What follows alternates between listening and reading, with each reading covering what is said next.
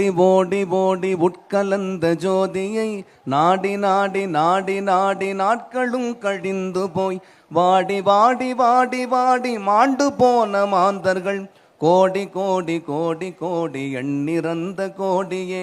ஓம் நம சிவாய ஓம் ஓம் நம சிவாய ஓம் நம சிவாய ஓம் ஓம் நம சிவாய ஓம் நம சிவாய ஓம் ஓம் நம சிவாய ஓம் நம சிவாய ஓம் ஓம் நம சிவாய.